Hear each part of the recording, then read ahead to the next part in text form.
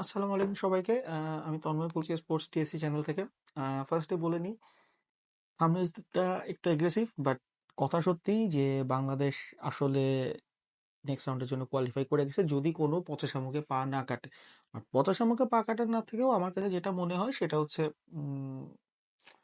একটা টেকনিক্যাল একটা গ্লিচ থাকতে পারে, কজ নেদারল্যান্ড যদি বাংলাদেশ আর শ্রীলঙ্কাকে হারায়, সাউথ আফ্রিকার সাথে ম্যাচটা পরিত্যক্ত হয়ে যায়, তাহলে maybe Netherland might have a chance. Netherland already নেপালকে হারায় ফেলছে। মেবি শ্রীলঙ্কার, আমি অনেস্টলি বলতে গেলে শ্রীলঙ্কার ব্যাপারে আমি শিওর যে শ্রীলঙ্কার এই ওয়ার্ল্ড কাপে মানে কোনো ম্যাচ জিতলে শুধু নেপালের সাথে জিততে পারে, বাট বাকি কারোর সাথে জিতবে কিনা জানি না। বাট সত্যি কথা বলতে গেলে কালকের ম্যাচ কি ইমপ্রেসিভ ছিল। কালকের ম্যাচ ছিল হচ্ছে কিছুটা আসলে, I don't go into the bad side, but জিনিসটা হচ্ছে যে দুইটা দলই স্ট্রাগল করা দল। একটা দল আমেরিকার কাছে হারে আর একটা দল সবার কাছে হারে। সো শ্রীলঙ্কাও স্ট্রাগল করতেছে, বাংলাদেশও স্ট্রাগল করতেছে ক্রিকেটে। সো দুইটা স্ট্রাগল, ব্যাটল অফ স্ট্রাগলারের মতো ছিল, যে সিনেমার নায়ক দুজনই ফ্লপ।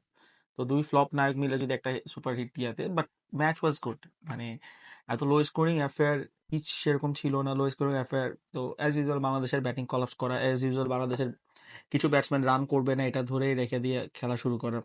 যেমন সৌম্য সরকার এরা, মানে উনি মনে জেদ করছে রান করবে না। আর ক্যাপ্টেন তো হচ্ছে অ্যাকচুয়ালি টেস্ট প্লেয়ার, তারপর কেন যে উনি টি-20 খেলতেছে, মানে নিজে থেকে তো সরে যেতে পারে, বলতে পারে যে ভাই আমার ইনজুরি, আমার ব্যাক ইনজুরি, আমি খেলবো না। এটা তো একটা ভালো কথা যে আমার ব্যাক ইনজুরি।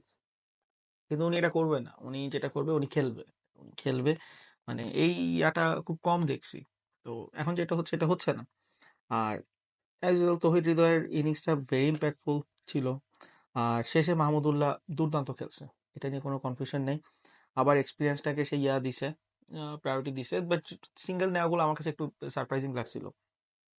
মানে খেলা শেষ করে আসবে, ইট ডাজন্ট ম্যাটার। 6 মাসও ঠিক আছে, পরের বল আমি 2 রান নিবো, করবো। তারপরেও যাই হোক, একটা সিঙ্গেল নিছে, সিঙ্গেল নেওয়ার পর খেলাটা শেষ করেই অ্যাকচুয়ালি উনি আসছে।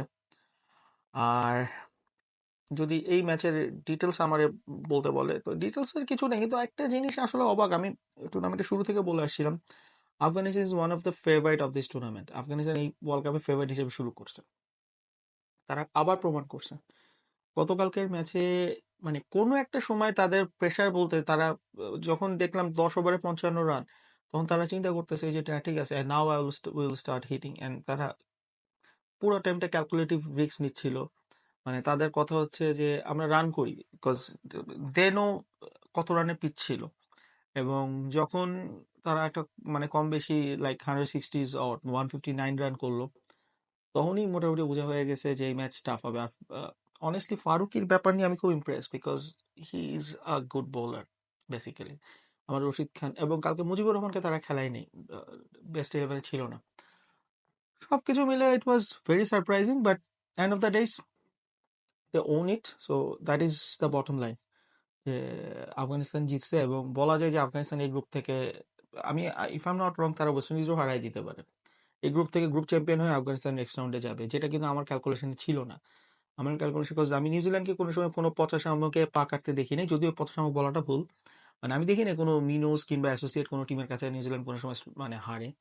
তো বাট আমি প্রথম দেখলাম যে তারা আফগানিস্তানের কাছে হারছে এবং দাঁড়াইতে পারে নাই বেসিক্যালি। মানে সত্যি কথা, মানে আপনি যে বলবেন যে স্পিন সহায়ক track, it's not about that. কাজ রশিদ খান 4 উইকেট পাইছে, ওদিকে ফারুকি 4 উইকেট পাইছে। আর ফারুকির স্পেলটাই অ্যাকচুয়ালি ফার্স্ট স্পেলটাই খেলাটা ঘুরাই দিয়েছে। যখন আপনার টিমে এত ভালো ভালো ব্যাটসম্যান আছে, মানে টি-20 স্পেশালিস্ট আছে, তখন আপনি কিছু করতে পারেন না। তো তখন আসলে কিছু করার থাকে না। তো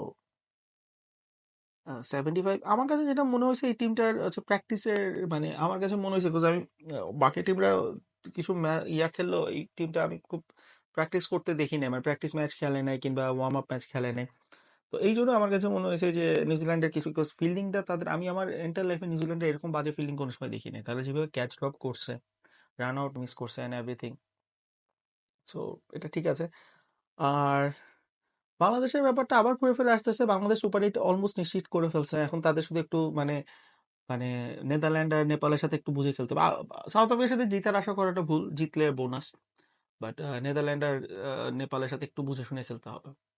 সো আজকে একটা ইম্পর্টেন্ট ম্যাচ আছে অস্ট্রেলিয়া আর ইংল্যান্ডের, এই ম্যাচটাও রিভিউ করব রাতে। তো দেখা যাক। এই ওই ম্যাচটা ইম্পর্টেন্ট কাজ স্কটল্যান্ড হচ্ছে দুইটা ম্যাচ মধ্যে একটা ম্যাচ জিতছে, একটা ম্যাচ ড্র হয়েছে, বৃষ্টির কারণে পরিত্যক্ত হয়েছে, তো পয়েন্ট ভাগাভাগি হয়েছে। তো এই কারণে খেলাগুলোর চেঞ্জ হয়ে যায়, ডাইমেনশনটা চেঞ্জ হয়ে যায়। ধরেন আজকে ইংল্যান্ড হারলো এবং বাকি সব ম্যাচ জিতলো, তো তাইলেও দেখা যাবে স্কটল্যান্ড আর ইংল্যান্ডের পয়েন্ট সমান হয়ে যাবে, যে স্কটল্যান্ডও হচ্ছে ধর অস্ট্রেলিয়ার কাছে হারলো আর বাকি ম্যাচগুলো। So it was very difficult, এই পরিতাত্মক ম্যাচগুলোর কারণে আসলে খেলা ঘুরে যায়। তো যাই হোক, আমি আজকে শেষ করছি। বাংলাদেশকে অভিনন্দন আহ, শক্তিশালী শ্রীলঙ্কার বিপক্ষে জয়ের জন্য। তো এইটাই, মানে ব্যাপারটা হচ্ছে বাংলাদেশ ক্রিকেট উন্নতি করেনি, কিন্তু শ্রীলঙ্কার ক্রিকেট উন্নতি থেকে অনেক পেছনে ফেরত আসছে, বাংলাদেশের পথে চলে আসছে। এইটা হয়েছে, এই কারণে বলতে পারবো না যে বাংলাদেশের ক্রিকেট উন্নতি করছে শ্রীলঙ্কা উন্নতি করেনি। শ্রীলঙ্কার অবনতি হয়েছে, বাংলাদেশ ক্রিকেটের উন্নতি উন্নতি স্তম্ভিত হয়ে রয়েছে। তো এরকম যাক, লিটন ভালো খেলছে অনেকদিন পর, এখন এই ইনিংস এর জন্য এই পুরো ওয়ার্ল্ড কাপ ফিক্স করে ফেলবে, প্রত্যেক ম্যাচ খেলবে। আর সৌম্য সরকার তো নিউজিল্যান্ডের সাথে 169 করছে, তো ওই ম্যাচের পর তো ওরে বাদ দেওয়া সম্ভব না। যাই হোক, আসসালামু আলাইকুম তন্ময়, আমি সাইন অফ করছি।